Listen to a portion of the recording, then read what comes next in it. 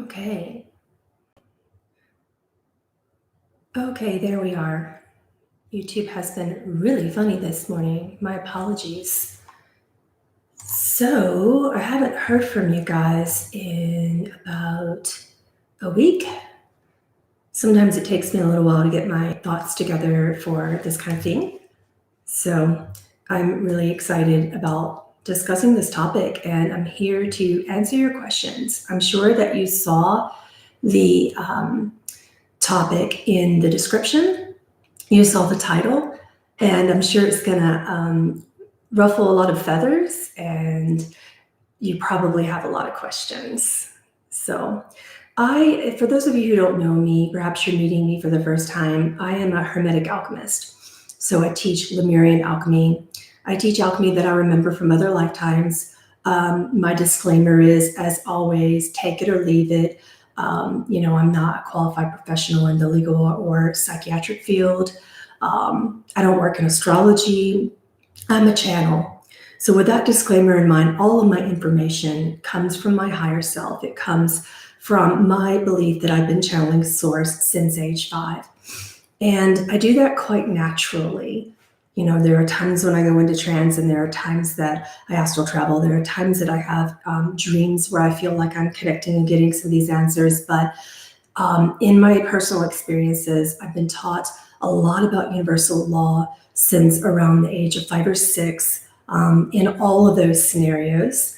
And the reason why I come on YouTube is that I am here to teach you some alchemy. I'm here to teach you about keeping alchemy sacred, about trying to find your own sense of direction in spirituality. And I believe that for me personally, alchemy has taught me to go deeper into myself, to find my own truths. And when I began to teach on YouTube, I believe it was about 2015, I got really uncomfortable. Excuse me, I've got something going on this morning. I became really uncomfortable right away for many reasons, because I noticed that the universal laws are taught in a way that does not make any practical or scientific sense. And I like to merge the two. I like to merge spirit and science in a way that helps people make sense of their lives. So I see certain things about the way that universal laws are taught, particularly law of attraction, that really aren't true, and that not only aren't true, but are peppered with toxic positivity. So I'm going to give you an example of what toxic positivity looks like with law of attraction. So recently in my social media feed, I saw someone who was engaging with another person in a very well-known spiritual community online. And this is where a lot of these misinterpretations happen, right under our noses in our own spiritual communities. And the person was saying that she had been through a really horrendous situation. She had sexual abuse, narcissism, rape, all sorts of unspeakable things occur in her life. And she was recovering, and she went to this really popular spiritual community to sort of spill the beans and to ask why it happened. Now, can anyone here today guess the answer that she got in relation to law of attraction?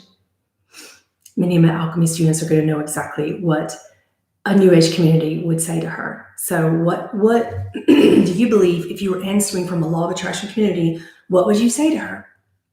What is an example of some of the things that you would say? Yes, I'm seeing it right in chat. Heoloi said, you attracted that. Another one is, well, if you don't like what you attracted, do your soul work. That was what she got in particular that catalyzed this conversation that I'm having with you today. At some point around 2017 or so, after I had been teaching here for just 2 years, I went, oh my gosh, I can't sit by idly and accept the way that this stuff is being taught. It's not true. And not only is it not true scientifically, it's not true from the spiritual standpoint. It's not true from the other realms and dimensions. is not true, practically in your life.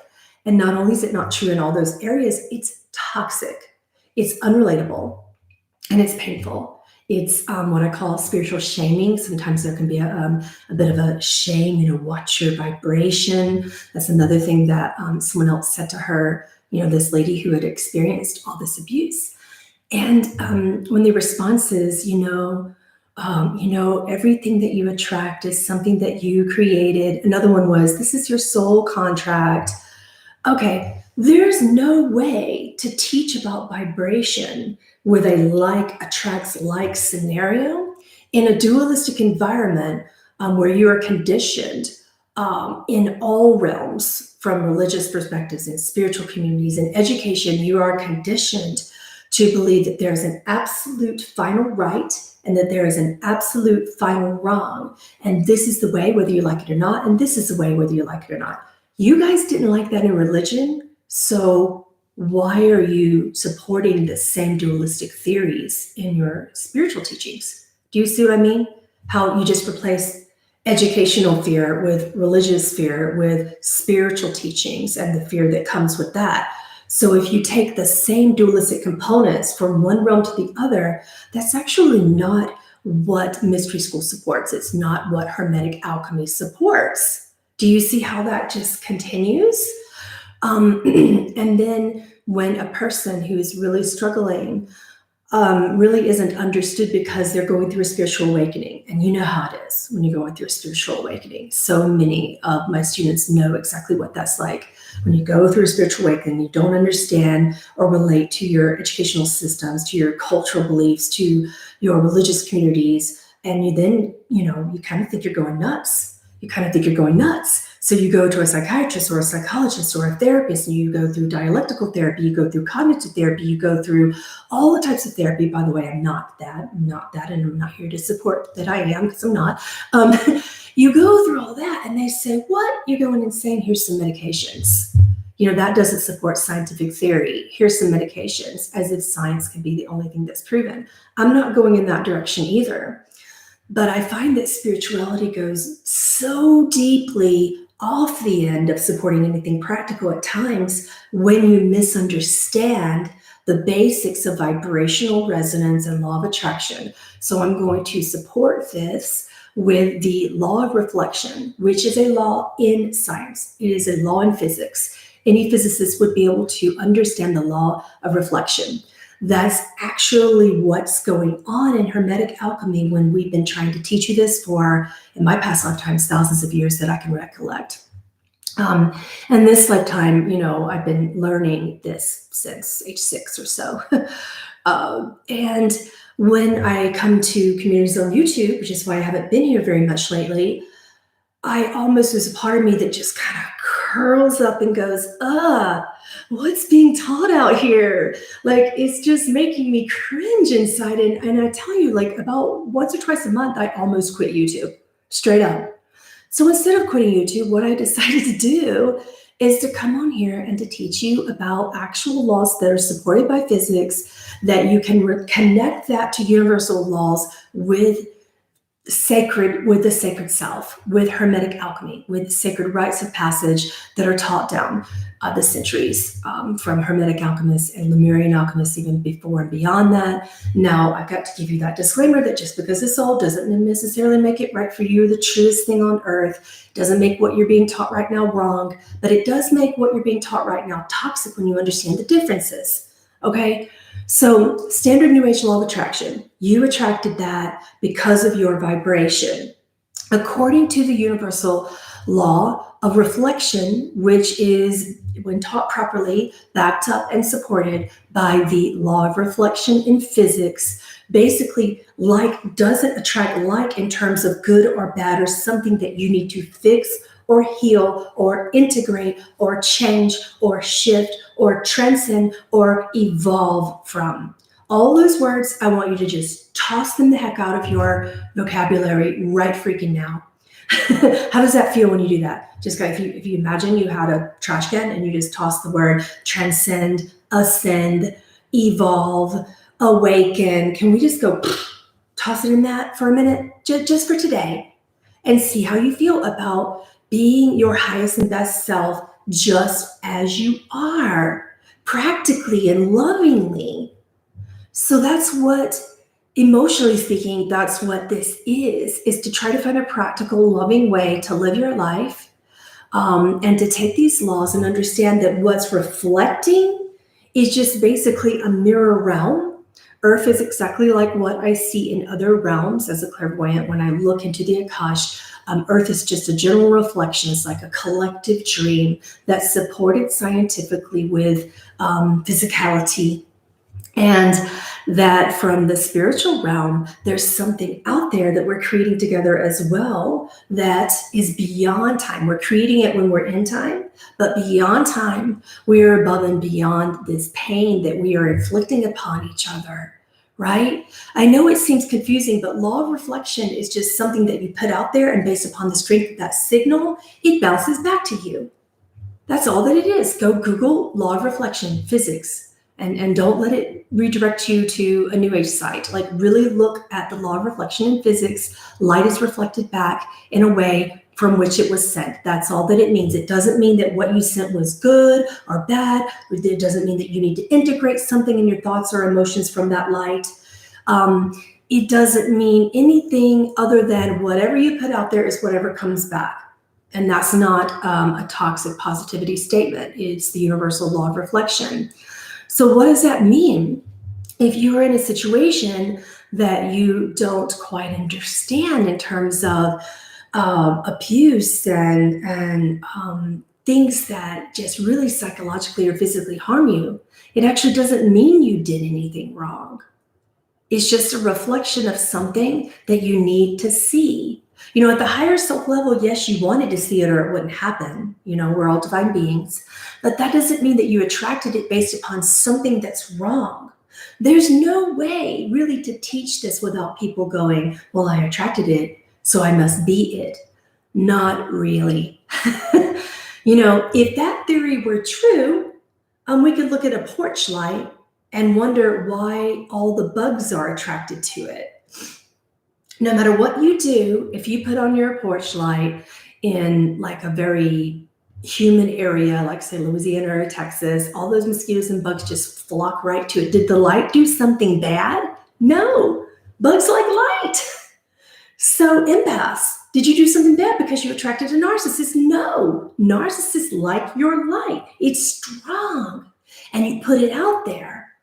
That doesn't mean that you did anything that needs to be fixed, healed, integrated, shifted, transcended. I want you to take that and imagine a little trash can over here. Just start tossing those words into it today, okay? So some of these rules not only are not supported, logically speaking, by any physical laws of this world, they're not practical and they're toxic. So I wanted to just talk to you about that and answer your questions about some of these rules that you've been taught and some of the painful ways that you've been taught law of attraction. Because as a mystery school teacher and hermetic alchemist and Lemurian alchemist, it really concerns me. It really concerns me. So I want to answer your questions.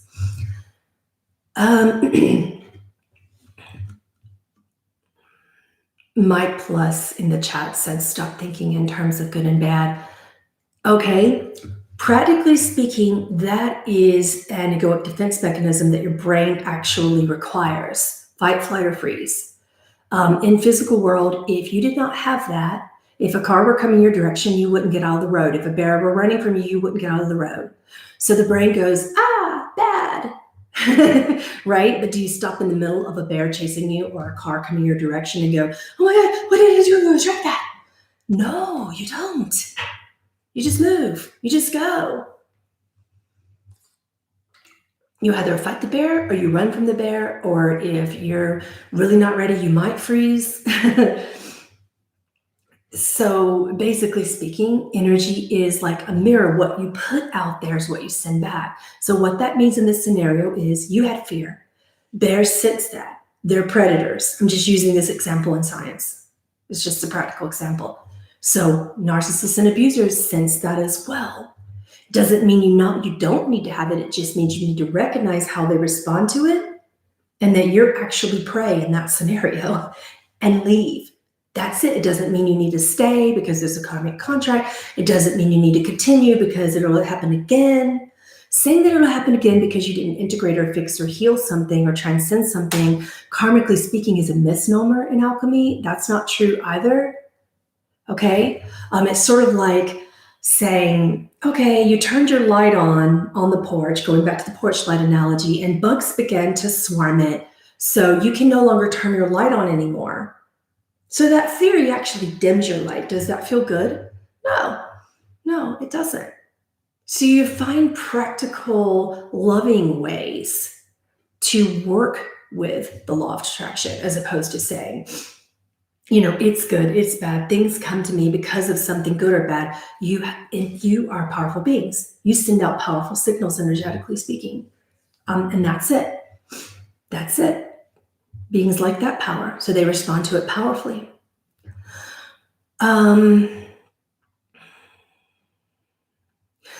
Someone asked in chat, when looking at yourself with love, would you attract love?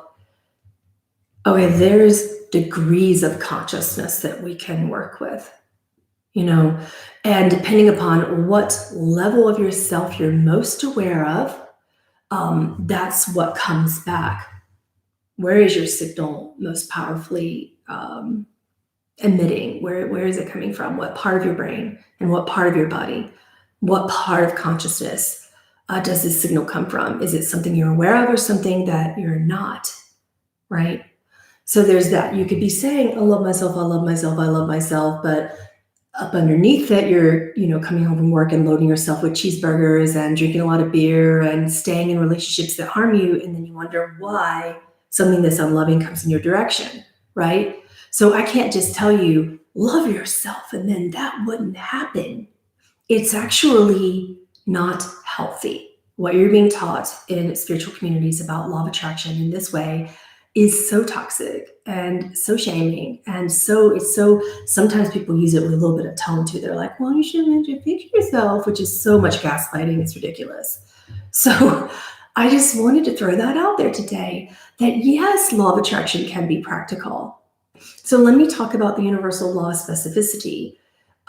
When you gather all of your energy together in the universal law of specificity, you begin to understand your thought patterns, and you use a thought pattern that is the next most believable step of what you can manifest in, say, the next short amount of time. So I mean like a day, a week, a month, several months. Most people can't really see past that in terms of what they believe. And if you tell me otherwise, I might tell you that you're kidding yourself. Yeah, I might, depending upon what I'm sensing about you. But most people that I work with, most of my even most advanced Hermetic alchemists and mystery school initiates and adepts, do not work past 1 year of manifestation in the universal law of specificity. Why? Because time is always moving and shifting and changing. So what you think you believe may change in your thought patterns and your belief systems in like less than a moment, not just less than a week or less than a day, but less than a moment, right? So you work with what you, on all levels of you, not just what you're consciously aware of, can really connect to and believe. And you start pointing your thoughts and emotions in that believable direction. Now here's the practical part. Then you stop doing things that don't back up that manifestation. You stop doing things that block yourself from where you want that thought pattern to go in a believable, practical way. So for instance, if you wanted to manifest weight loss, you say, you know what, a pound a week.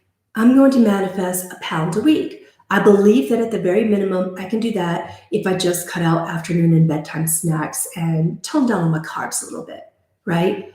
So you start doing that and you start to manifest a pound a week, right? And by the end of the first week, you go, wow, I really did that. I wonder if I could manifest 3 pounds just next week if I just amp up the dieting or whatever. I'm going to add some exercise. I'm going to add some yoga. I'm going to add this, or I'm going to do something different that I can do, that my body actually can practically do, that I can fit in my schedule, and that I know won't stress me out, that's loving to my body and to my emotions. And I'm going to do that. And I wonder if I could manifest 3 pounds. And then you do.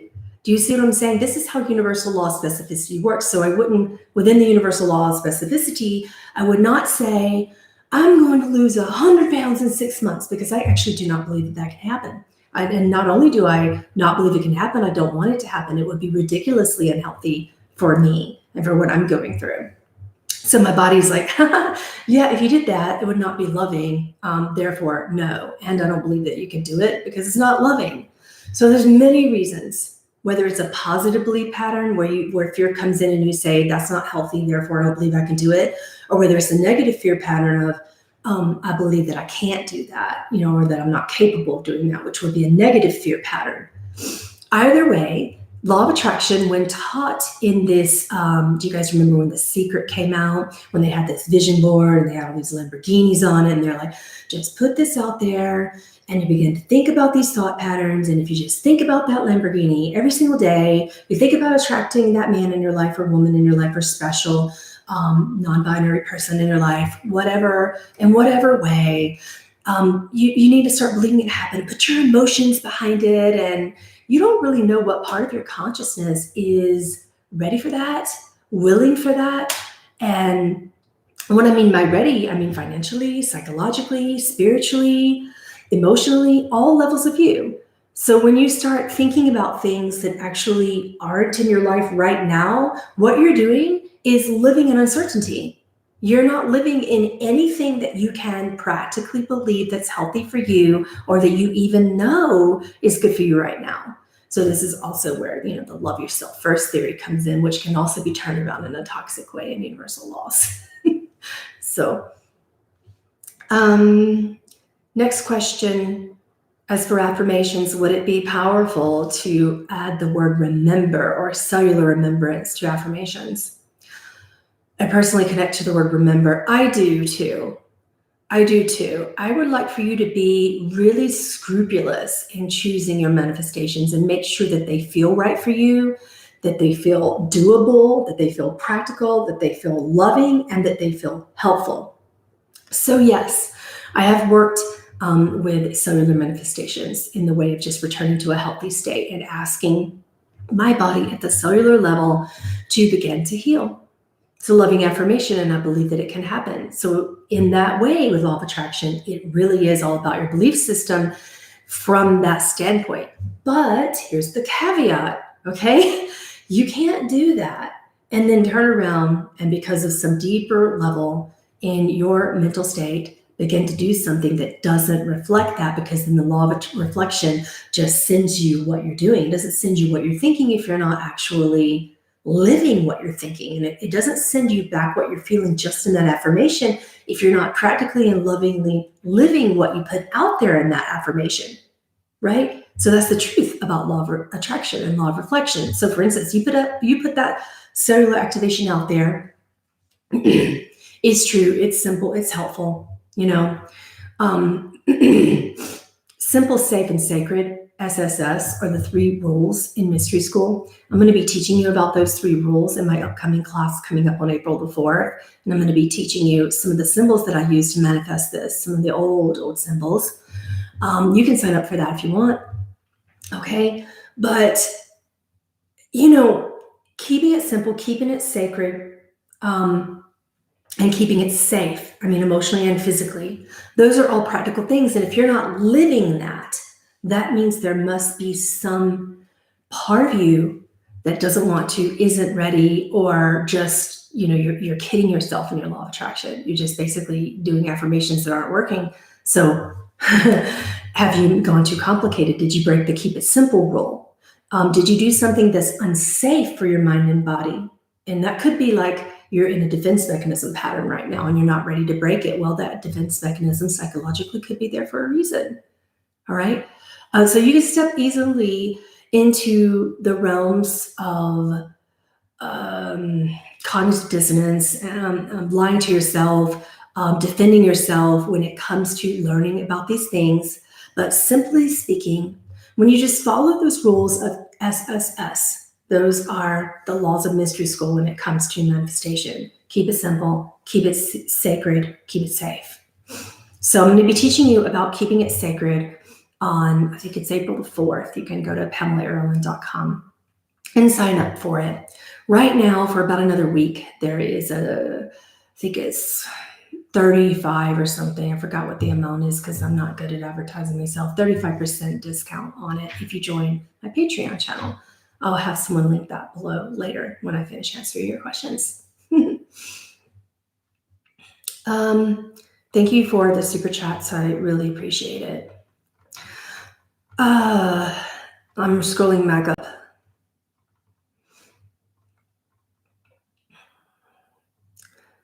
What is the difference between attract and reflect? So in the universal law of reflection, basically what you're sending in your thoughts and emotions has an energy. And that's been, when you watch the electromagnetic energy field, you can see it expanding and contracting. You can see that in Kirlian photography. You could see that in neuro biofeedback and in brainwave technologies. Many scientists are studying the brain these days to watch when someone has a certain thought pattern, what happens, in the waves in the brain. And that, it'll get to the point where they begin to study and prove that the energy field around you is doing the same thing. So, so this is where it gets a little bit tricky, when you're trying to support universal law of reflection with the law of reflection in physics. Physics doesn't believe what it can't see with a machine and with a scientist's own physical eyes.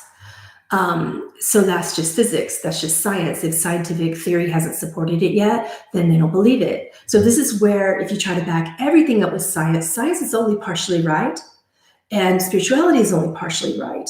What I'm here to teach you is to find a way that actually is working for you. So in universal law of reflection, so that I don't regress, your thoughts are sent out sort of like a funnel, and the density of that energy coming from your electromagnetical energy field, which are supported by your thoughts according to brainwave technology science. Don't try to debunk me here. Look up brainwave technology. It's there. It's proving it right now.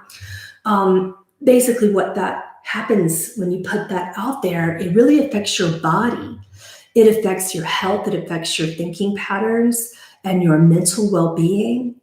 And you can go to any doctor right now and just notice that a doctor even will say and back up, I noticed that this person's physical illness, they're very ill, but we can't find a physical diagnosis for it. Why can't we find it? Because you can't see how those thoughts are affecting it. We have no machines for that right now.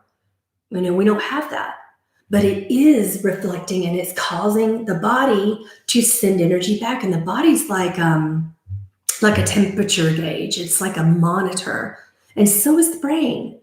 And the brain's going to tell you what it's doing. It begins to synapse differently. And that's also shown and evidenced in brainwave technology. And just in MRIs of the brain, in high contrast MRIs of the brain, people observe how these thought patterns of fear in particular can affect the body and can affect your mental state. So likewise, in the universal law of reflection, what you're sending out there is going to affect you in your mind and body somehow. That's how you actually get manifestation, because your mind and your body are affected. And when your mind and body are affected, you begin to change things around you. Those things out there aren't changing magically. You begin to change those things without really being aware of it. And then you're calling that law of attraction. So physically speaking, scientifically speaking, that's what's going on. Do you guys understand? Is that really helping? I'm just trying to keep it as simple as possible. When explaining this, some people think, something magically appeared. No, your body and your mind were so set on that something happened. As evidence, like when you go in the hospital and the doctors are like, why is that person in a coma? We can't figure out why. And then they say, well, this must be something psychosomatic. What they really mean is, mentally speaking and emotionally speaking, something manifested from the thought patterns. And it's the same thing in miraculous healings. when someone suddenly begins to have a thought pattern and then they show up for surgery to remove a tumor and it isn't there, or it's much minimized, or these miracle things happen, like cancer suddenly isn't there when it was before, or is much smaller, etc. So I've been studying this for a long time and just kind of observing that and trying to connect the dots between the mind and the body and the spirit, right?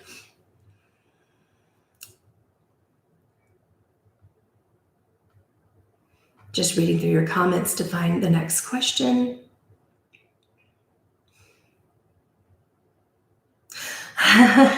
What is the difference between attract and reflect when you live in a hard situation when someone tells you that you attracted it? Well, let's just start with the obvious. Stop listening to people that tell you you attracted it.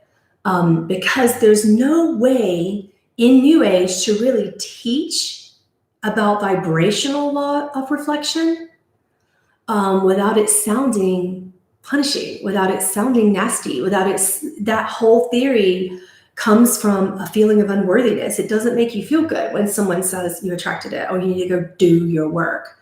So stop believing in things that really don't feel good. And I know that that's a huge, broad, sweeping generalization. So I'm going to rein that in a little bit. Stop believing things in relation to spiritual teachings that are coming in your direction that really make you feel out of control and that really aren't practically supported to be loving or healthy in your life. And that just sank right in your gut right when someone says, oh, you attracted that. Oh, fix your vibration. So, I can't teach that to you in this way that's going to sound good. So I just tell you, it's not about like attracts like and good or bad. It's just a strong signal gets a strong reaction. That's the same in physics, in law of reflection, and that's the same in universal law of reflection.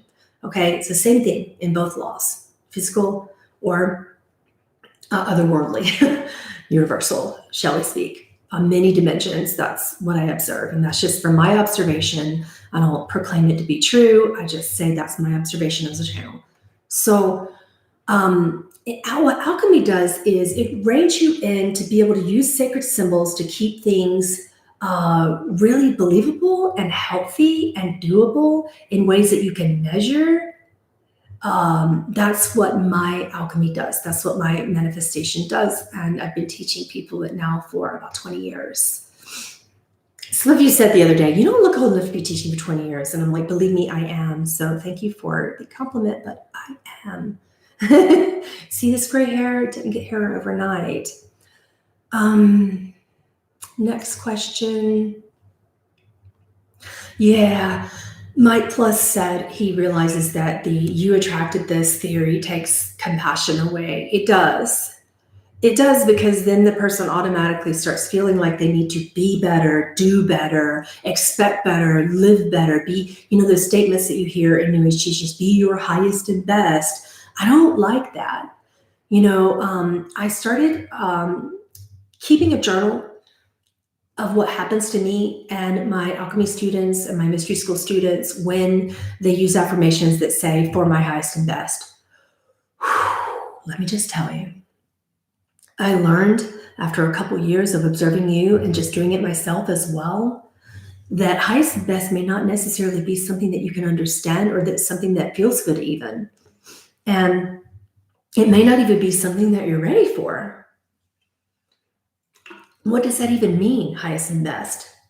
Does that mean that what you're doing right now isn't good enough and you need to do better? Some people are going to take it that way.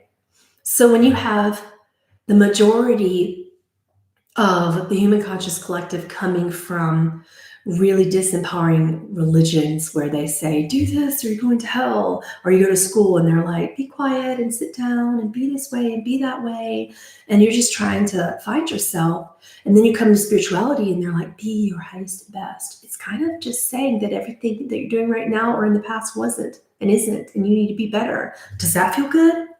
Okay, remember in that little metaphorical trash can we had over here? Toss it in it.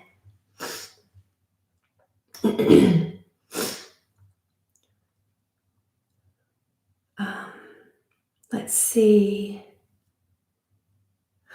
Someone else here said law of attraction has made many that I know stop pursuing their spiritual journey due to feeling futile.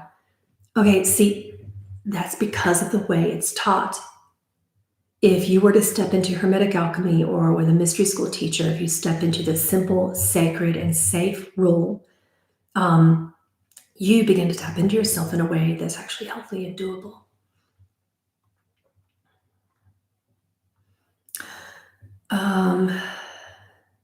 Any spiritual teaching that begins to make you feel futile, please step away. And that's not just spiritual teachings, that's religions, things that make you feel futile and helpless and powerless perhaps might not be good for you. Just a thought.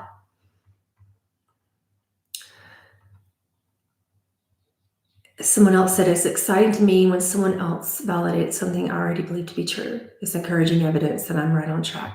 Cool.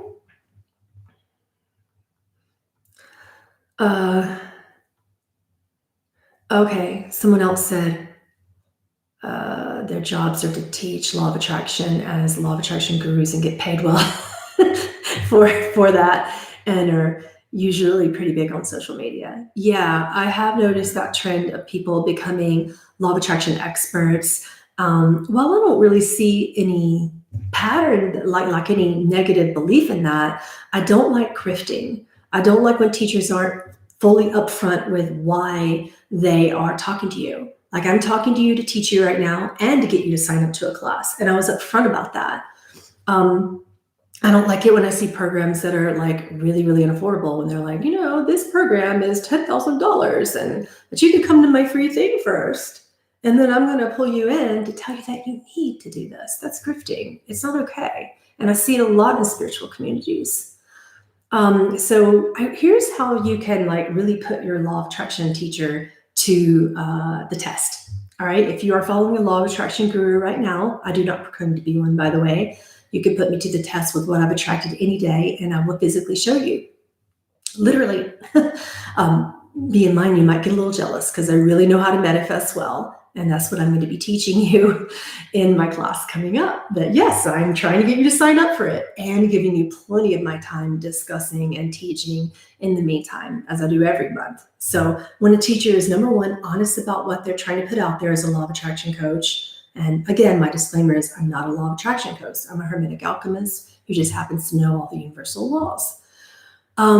That's one way. Make sure that they're really putting out front what they're trying to show and teach and share and do. What are their intentions? Number two, I want you to ask them to evidence it. So for instance, I know this guru, I'm not going to name any names. She's super young and she's on Instagram and she's like gorgeous. She always looks gorgeous, everything. She's got the perfect body and the perfect life. She posts things on there like his and hers, like Humvees, and look at this expensive car that I just manifested. And I'm like, how many classes did you have to teach to get that? You were teaching law of attraction in order to attract that. Where does your life stand without those teachings? Where does your life stand before that? Can you do it without a big, powerful business plan? Because anybody can have a business plan and market well and attract money and call themselves a law of attraction coach. It doesn't matter if you're actually teaching law of attraction or not. Right? I mean, please correct me if I'm wrong. This is just how I feel about it. So are you asking your law of attraction teacher to evidence? So I'm going to be giving 6 examples of how I evidence what I've attracted in my life, and the 6 ways that I did so. And then the 7th one that I'm working on. These all relate to 7 specific symbols in Hermetic alchemy and Lemurian alchemy that I'm going to teach you. Practical things that you can do that are believable. April 4th. Okay.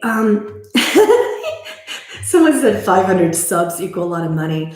Actually, 500K subs may or may not equal a lot of money. A lot of people think that I make money on YouTube, and I can evidence to you by going into my Google account. I'll have to scratch out the little thing so you can't hack me, but I can actually evidence to you that despite my subscribers, that I actually do not make money on YouTube. Like, I really don't. It's a funnel to Patreon. It's a funnel to classes, absolutely. And you're made aware that that's why I come on here.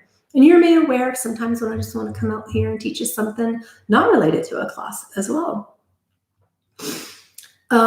Is there a recording of the April 4th alchemy class? Yes. Yes, I recently started offering recordings for you to keep, but you are responsible for downloading them, and you have to do so within 30 days when you get your class back, when you get the recording back. You can download it to any device for 30 days, and then it's yours. That download is yours.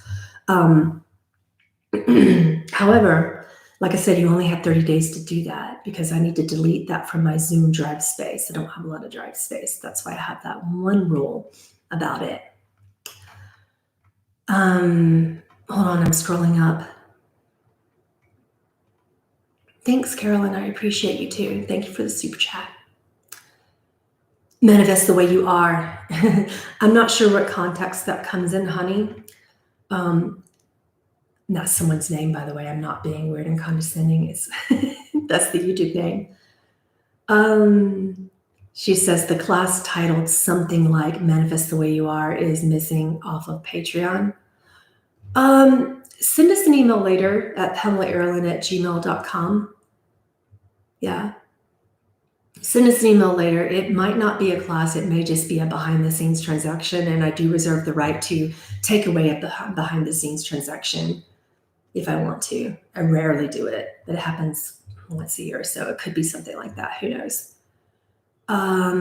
Ines says law of attraction had success because it gave the false sense of people being able to control things. See, I'm going to differ from you slightly in that and give you a different perspective that you can take or toss into this little metaphorical trash can over here. People like being in control. They don't like feeling out of control. And one of the ways that law of attraction reels you in from the New Age standpoint is when it's taught inaccurately, it gives you a false sense of control. And that's not true. And then it collapses down around you. However, I can see a lot of well-intentioned law of attraction coaches, and I can see their expression and like why they want to help you feel in control, because it sucks to feel out of control. And you want to be able to manifest something, but you also want to be doing that in a way, again, follow the 3 S's, that's simple, safe, and sacred. That's what all these teachings are coming from my mystery school. And many mystery school teachers, for that matter, not just mine. Does writing your thoughts to the universe help? Yes, I'm going to be reteaching the letter to the universe. You guys remember that? In strong specifics, step by step, in the class coming up on April the 4th. Again, that's PamelaAaralyn.com. If you want a discount, just join Patreon, and it's, I think, 33% off right now. But it is not a Patreon class. Patreon just gives you personal privileges to go to the Zoom class with a massive discount. Someone says, I think teaching classes on a different platform is where their money comes from. I don't see a problem with that. I feel like if a teacher is upfront and saying to you, I'm trying to teach a class that I believe is going to be helpful to you, and my intention right now is to sell you this class, as I've told you today, and to talk about things and whatever their intention is. If someone's upfront, there's no problem wanting to sell things. I don't see that that's scripting. I don't see that that's negative. Next question. What do you think about magic and evoking spirits to manifest things? It's a tricky slope. We'll talk about it in class, but what is magic? You know, what culture and what mystery school does it come from? I'm not really a big fan of Golden Dawn magic. You can be evoking things that you don't even understand and calling it angels. Seen it done. I've had to literally work with people who were straight out possessed many times in order to help them get out of the law of the law of attraction that Golden Dawn teaches. So magical mystery schools are only going to go so far. Let's see. Scrolling.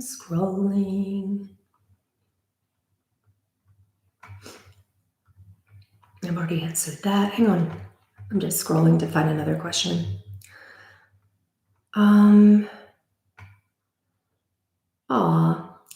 Lisa. That's a cool name. She said, I feel immense love from Pamela always and feel myself sending her love naturally. Well, thank you for doing that. I will take it. I am one of these really kind of vulnerable in the ways of just, I'm very authentic. I tell you what's going on in my life.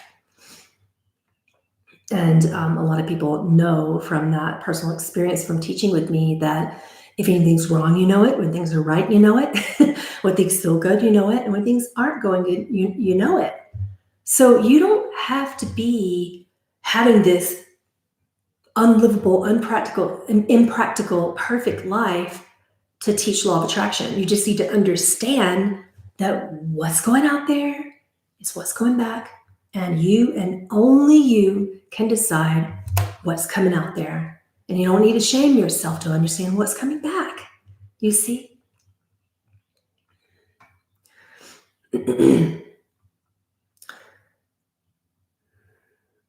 Mike said, I got a feeling this topic could be very simple if we could communicate this telepathically with symbols. That's what symbols do.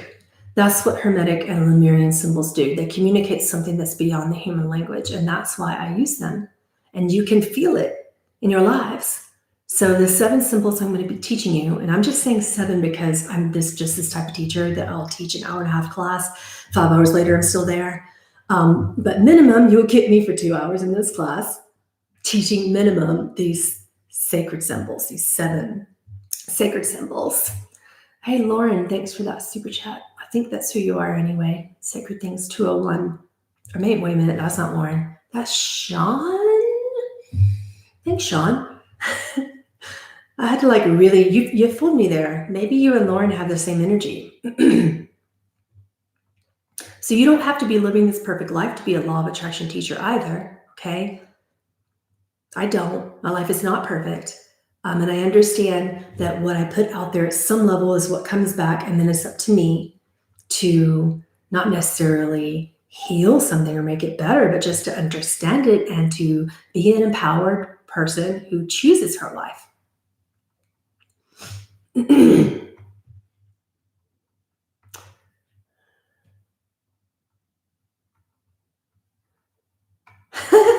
Pimp my vibration. Hilarious. Someone meme that for me. I dare you. That would be so much fun. Thank you, honey, for that super chat. She said, besides our brainwaves, are there any practices for the body to help with emotional frequency management for manifestation? Yeah. So I am one who does love practice. You know, I follow Eastern yoga. I teach Kriyas. So if you're a patron right now, look at tier 2. Tier 2 is full of energy management Kriyas. Sometimes for manifestation, but practically speaking, you can't manifest something that's really going to be healthy for you if you're not in an emotional state that's healthy for you. Because remember, what's going out is coming back. So it's the same physically. If I kick someone in the face, they might kick me back. They might.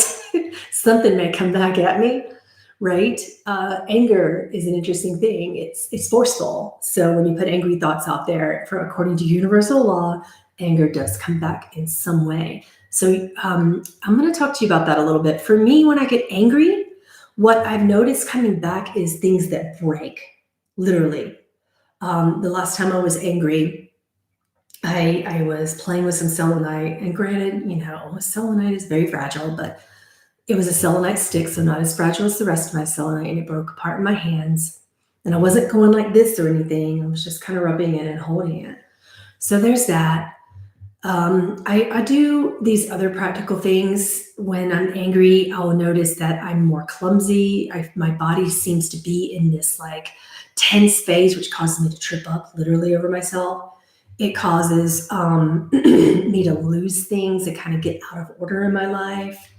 You know, anger, manifests things like car accidents. Road rage can be proven to manifest car accidents. So in the same way, anger can manifest my relationships to not go so well. I was having a problem this morning, a simple little problem. I got really angry because I had about 15 minutes to do my hair. It was simple little things. See, like I said, I'm not perfect. I'm like, someone was coming to my house and I was angry that they were coming and I only had like 15 minutes to do my hair. So not only that, but doing this kind of hair is a double French braid all the way down. I have hair down to my butt. So it was like, oh, and it was hard and I'm holding it up and I'm like, I'm so angry. I'm so frustrated. And the person who was calling me on the phone was like, are you okay? Is this something wrong? Did I do something wrong? Like, are you like, why are you so pissed? So do you see like how anger can like really manifest like a poor connection? Because all they're feeling is a wave of coming from you. And then they're like, damn, So how does that affect your relationship? I'm going to answer that question again. Yes, there is a recording after the class, but it's only for people who actually register for the class in advance. And you get it the week after the class, normally anywhere from 24 to 48 or 72 hours after the class. You have 30 days to download it. If you don't, I'm sorry, I delete it from my drive. So you have 30 days to download that. I swear I only made that rule because people were coming to me and they were like, so I bought a class in 2013. You still got it? I'm like, no, I don't really, I don't market very well. I'm not this person that has this library of classes and then I'm like going to try to sell you a package later with it. Here's a class. You want it, pay for it. You got it. Here's a download forever. I likely will never do that class again. Seriously, that's just how I roll. There's so much to teach. I ain't got time to sell you no package. So you'll never get that opportunity again. If you don't show up for that class, it will never happen again in that same way with that same teaching. I just have too much to do, so I don't reteach.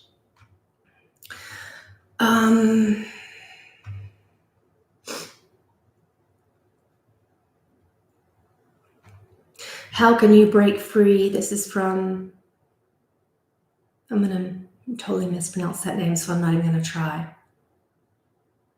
Yeah, I'm not even going to try. Hioloi. How can you break free from an unhealthy cycle of fantasizing about your wishes and obsessively loving someone? Okay, this is where law of attraction hurts. Have any of you tried to manifest someone who actually isn't in your life and is actually a person in your life right now that you know and you want them and they're not coming? That's actually incredibly toxic. It really is. They're not there. So in alchemy, trying to manifest something that is within your grasp, but the person or the situation is literally telling you no by either their actions or their words. And when I mean actions, I also mean lack of actions. You also need to look at, okay, you're around them. They're not doing anything. Okay, well, where's your responsibility in that? Have you actually said, I'm attracted to you and I would like to know if we can date? You haven't. Are you attracted to someone that is married right now? We don't do unethical things in alchemy. That doesn't follow the rules, the SSS, keep it simple. Divorcees aren't really simple. I mean, it takes a while to get your life together after you go through a divorce. I'm not saying you shouldn't go to a divorcee. I'm a divorcee, but it took me a while. For those of you following my life, it took me a while to manifest the right person. It really did. I went through hell in relationships after the divorce. It wasn't fun. So you can go manifest things if you're not in the right healthy state, sure. But do you want to? Is it healthy for you? Is it simple? Is it safe? And I mean emotionally and physically. And is it sacred? What I mean by that is, does it feel sacred inside of yourself to go for someone who's married? Does it make you feel good? It's not sacred. It's going to break the laws. You can do it, but then there's, like I said, what you're putting out there's coming back. And in your universal law of reflection, that's karma is not what you think it is. Okay, it's another thing that's falsely taught in spiritual communities. It's taught, what have you heard it? What goes around comes around. You do something bad, you're going to get it. Maybe it's mostly that you put something out there and just like a boomerang, it comes back. If you throw a boomerang, it does come back to you, the end, energetically speaking. It doesn't matter if it's good or bad. It matters what you're doing, and are you keeping it simple? Are you keeping it safe for yourself and others, not just for you? Your spirituality isn't selfish. In oneness, we think about everyone. Is it best for you and other people? So this is where law of attraction as taught standardly in New Age communities, can be really toxic because they're like, yeah, go manifest and go break up that family. Really? Just because they're your soulmate, karmically speaking, that may be true. You may have had hundreds of thousands to millions of lifetimes together. You know, whatever your psychic told you, it may be true, but is it simple? Is it safe? Is it sacred? Just keep that in mind, because you can manifest what you want. But that doesn't mean it's going to be good. That doesn't mean it's going to last. That doesn't mean it's going to be healthy. Doesn't mean it's going to be simple. It might be incredibly complex and painful. This is what karma really is, guys. It's not there to punish you. It's not there you did something good and you're going to get some brownie points with God. It doesn't work that way. It's karma. There are 4 laws of karma. I'm going to teach you what it really is. There is the karmic law of thought. What you think shows up in your life. The karmic law of emotion. What you feel shows up in your life. The karmic law of your speech. What comes out of your mouth. You are responsible and will show up in your life.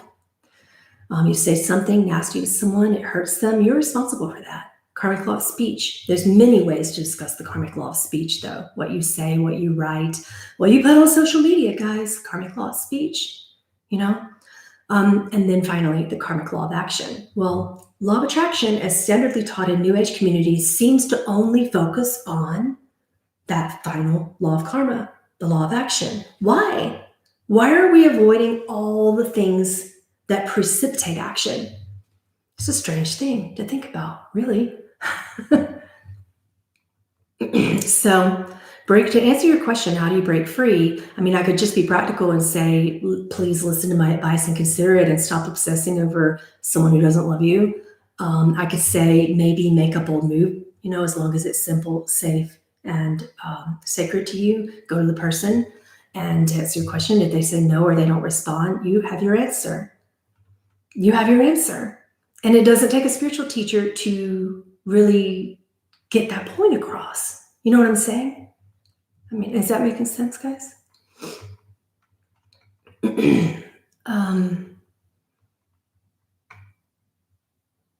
Next question about the class on April 4th. Do we have to be on camera in order to ask questions? No, it's a Zoom class. Zoom is so simple. You can put things in the ask a question. It's like a little Q&A folder. And I just go through them for whatever I see first.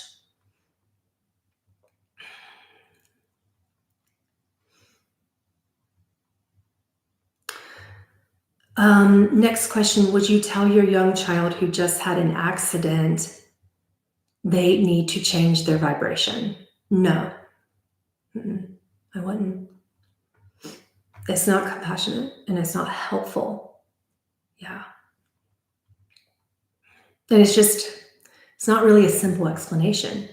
If you really had to take a universal law and dumb it down, but the person still doesn't understand it, then it's not simple. You're not teaching in a simple way. And then that makes it not really emotionally safe, particularly for children. That's a real practical answer.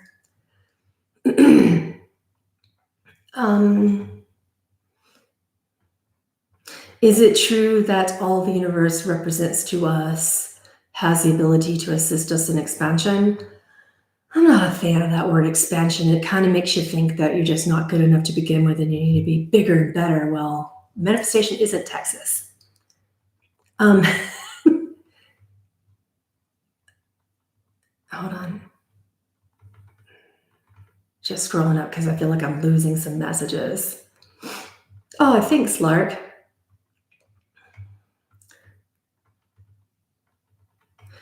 It's good to see you too, David Bassi.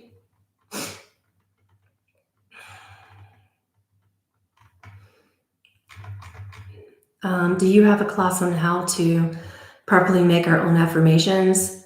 Yeah, I have many classes and many different tier levels. I cannot point out to you exactly right now because I don't remember what tier levels the classes are on Patreon, but any class that says practical mysticism has many affirmations and teaches you how to make healthy affirmations that are simple and safe and sacred. So again, they're all tier levels. So you can't just say go in tier 1, you're going to get access to all of them. Practical Mysticism has some of the tier 5, tier 4, tier 3, tier 2, 1. They're everywhere on my Patreon channel. Yeah, Mike, he said, I agree. Going after someone who is married or already devoted feels wrong. Yeah. Rick Jones, I've never heard of that word before. Has anyone else? He says, I'm not sure what is the law of Bodhisattva. No. There's so many teachings out there that none of us have heard of. Can you revoke agreements? Absolutely freaking yes. Yes. If you guys want to bring that to the Q&A, in your classes, you're a sovereign being. Yes, there are a lot of things in divine will that are going to happen that are beyond your control. And there are just as many things that are when they feel out of your control that you can tear up that spiritual contract and start right over. Does it mean that's going to happen in your reflection right away? No, possibly not. You do have to manage your emotions and your thoughts and all those karmic laws in order to make this work. And we're going to talk about that in the class too. Okay. What if I hurt someone with my speech unintentionally? Like if someone gets hurt by nearly everything? Oh, that's such a big, complicated thing that I feel like if I answer that, there's just so many possible things that I could be missing from that line of questioning. So yes, there are some very sensitive people in this world. So I really love some of the things in the Byron Katie teachings, not all of them. There's a lot of positive toxicity in that as well. But there are some things about minding your own business that she teaches. So there are 3 types of business, according to Byron Katie: your business, someone else's business, or God's business. So you have to ask yourself that question. Because a lot of people are like, oh, a person is so sensitive and they need to hear the truth. Well, really, do they? Did they ask for it? Number 1, because if they didn't, you could be getting in their business. So are you too much in someone else's business? That could be why they're being sensitive and why you need to retract what you're saying. In that way, that makes you responsible. And it doesn't matter if you're trying to say something that you have judged is loving, it's still their business and you're in it. Right? So sometimes people, and this gets really tricky. It really does. There could be so many things that I'm missing here. I'm just going to state that right up front. Because say, for instance, someone asks for you to get in their business. You're still responsible. Just because they said, yeah, go ahead, I can handle it. Hit me with it. Tell me the truth. And you share your opinion, it's still just your opinion. And it still could be hurtful. And you still are responsible for saying things in a way that's simple and sacred and safe for them. Yeah, no matter how sensitive they are. And they're responsible because they asked you to be able to handle what you're saying, particularly if you are being loving, you are keeping it simple, you are keeping it safe, you are keeping the conversation and advice sacred. But this is why one of the things that really changed my life in my connections with people as a teacher and a student of Source is when I began to say, I'm not here to advise you or to be advised by you.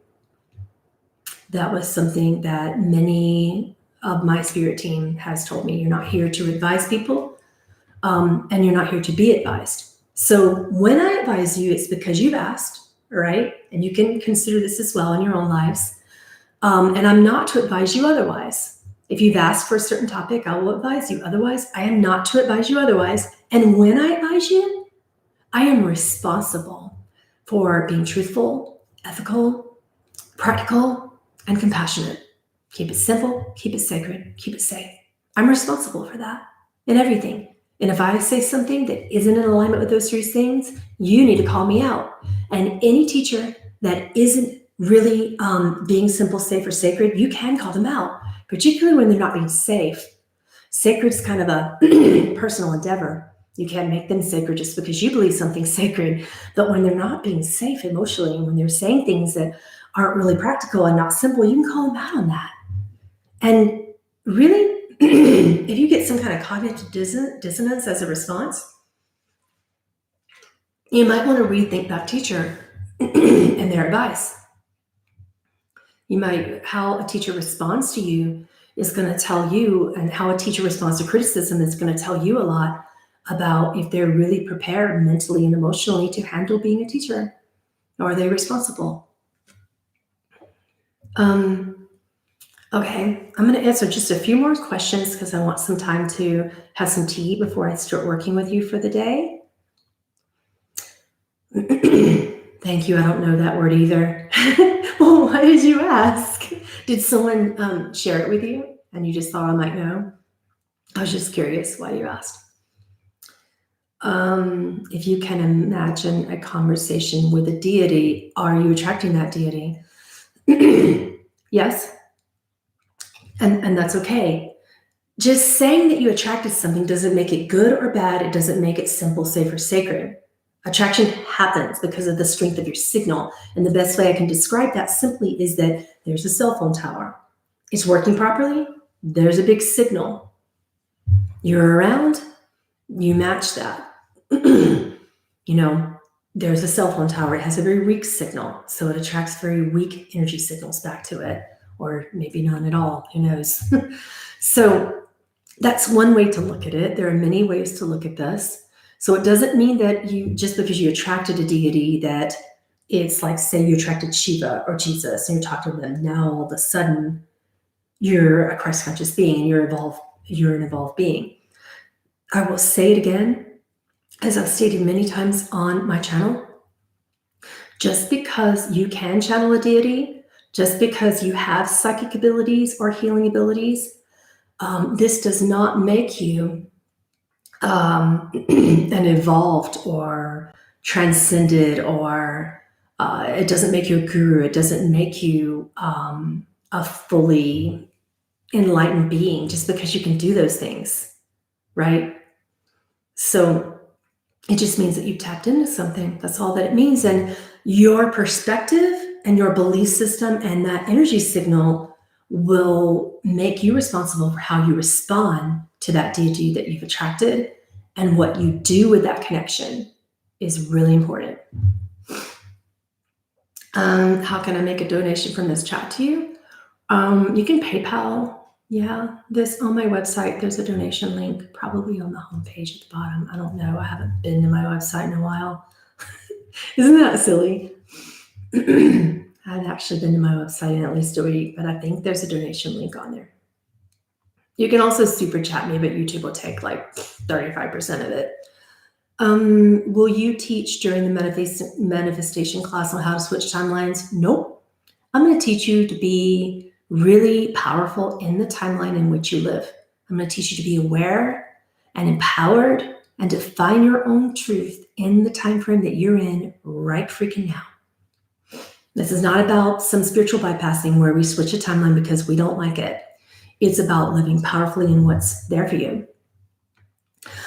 Do you have a kids basic class? No. I wouldn't say that my classes are kid friendly. Occasionally I'll slip out a cuss word. Sorry. But I would say that I would consider it, but I don't right now. Okay, one more question. How can we get rid of mass collectively? Why do you need to? I mean, honor your own feelings, but trying to look at something at a big level in that way is like saying you can step into someone else's dream. There could be thousands or millions of people, millions at this point, I'd say, if not billions of people in this world who are collectively dreaming that masks are safe and healthy and simple for them, right? So why do you need to change that? What you can do is manifest getting rid of them for you. That's the only thing you could do is work for that, because when you get so big into these collective dreams and then other people are choosing to dream differently, what are the chances that you're really that's a numbers game. That's just a numbers game, collective manifestation. I don't like to play in numbers games because that breaks the laws of the three business. That is me getting into God's business way too much. All right, guys. Well, I gotta go. I'm gonna go get some tea and start work for the day. I do have a class on Patreon today as well. It's really going to be interesting. It's called Channeling Your Least Integrated Self. And I'm going to be individually connecting to people's least integrated version of yourself. And just from the perspective of a channel, sharing with you what I'm seeing.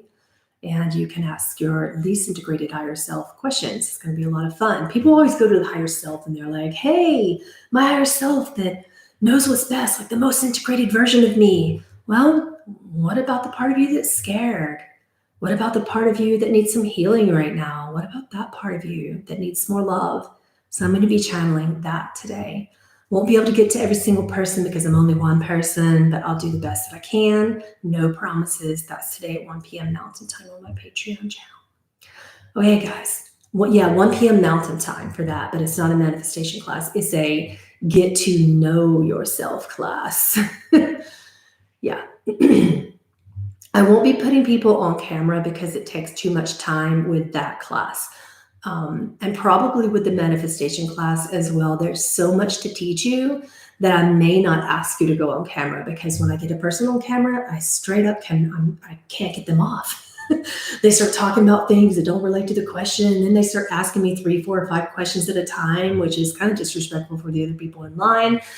And I could have like hundreds of questions and that person's sitting there asking 6 of them. And I'm terrible with boundaries in those specific situations. So I'm like, yeah, okay, so let me answer that. Okay, we want another one. Okay, and I'm not good at it. So I stopped bringing people on camera because they won't honor the one question rule and the stick to the topic rule.